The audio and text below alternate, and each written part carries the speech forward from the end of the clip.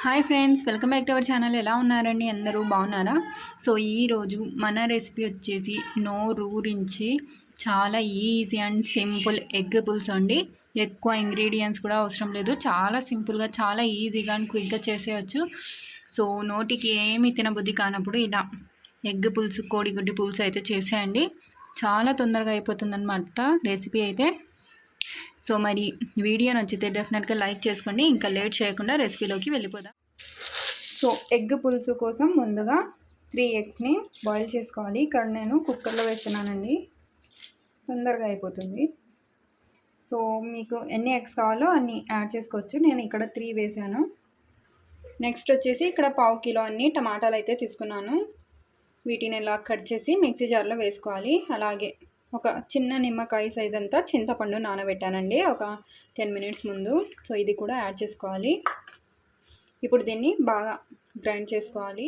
Okay అండి. So egg పులుసు కోసం ముందుగా ఇక్కడ కడాయి పెట్టేసుకుని ఇందులో ఆయిల్ వేసుకోవాలి. సో ఒక 2 టేబుల్ స్పూన్ల వరకు ఆయిల్ వేస్తున్నాను. ఆయిల్ హీట్ అయిన తర్వాత ఇందులో సో ఇక్కడ చూసారా, ఇవి ఆనియన్స్ యాడ్ చేసుకోవాలి. అలాగే కొద్దిగా కరివేపాకు, పచ్చిమిర్చి వేసుకొని వేయించుకోవాలి. సో పచ్చిమిర్చిని కొద్దిగా ఘాట్లు పెట్టుకొని వేసుకోవాలి. ఇప్పుడు ఇందులో పసుపు ఒక 1/2 టీ స్పూన్ వేసుకొని ఇంకో 2 నిమిషాలు వేయించుకోవాలి.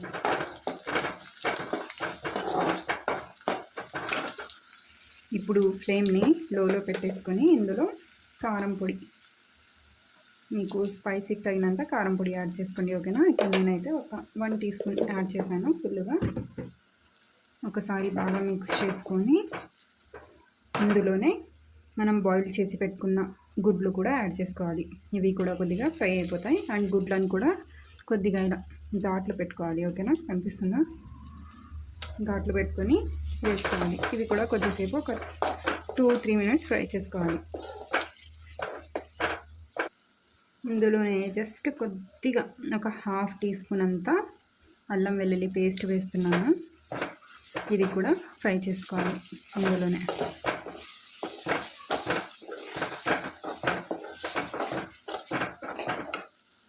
ఇలా ఫ్రై చేసుకున్న తర్వాత మనం గ్రైండ్ చేసి పెట్టుకున్న టమాటా ప్యూరే వేసుకోవాలి. ఇందులో కొద్దిగా వాటర్ వేసి షేక్ చేసి ఇందులో వేసేయాలి. ఇప్పుడు ఇందులోనే రుచికి సరిపడినంత ఉప్పు కూడా యాడ్ చేసుకోవాలి. వేసుకొని ఫ్లేమ్ని హైలో పెట్టి మిక్స్ చేసుకోవాలి. ఒక 1/2 టీ స్పూన్ వరకు ధనియాల పొడి వేస్తున్నాను. ఇప్పుడు దీన్ని కూడా బాగా మిక్స్ చేసుకొని, ధనియాల పొడిని మనం మసాలా యాడ్ చేసాం కదా, కారం పొడి, అందులోనే యాడ్ చేసుకోండి. నేను అప్పుడు మర్చిపోయాను, అందుకని ఇప్పుడు యాడ్ చేశాను. ఇక దీనికి లిడ్ పెట్టేసి మధ్య మధ్యలో మిక్స్ చేస్తూ ఉండాలి. ఓకే అండి. సో ఒక 10 మినిట్స్ తర్వాత చూపిస్తున్నాను. సో ఫ్లేమ్ని అయితే లో టు మీడియం ఫ్లేమ్లో పెట్టి అలాగే పెట్టేశాను అనమాట. ఇంకా ఇదే ఇప్పుడే నేను వచ్చి మిక్స్ చేస్తున్నాను. ఓకేనా? అయిపోయింది మన ఎగ్ పులుసు. ఈజీగా, చాలా క్విక్గా, ఎక్కువ మసాలా లేకుండా, ఇంగ్రీడియంట్స్ లేకుండా చాలా ఈజీగా అయిపోయింది కదా. ఇప్పుడు ఇందులో లాస్ట్లో కొత్తిమీర,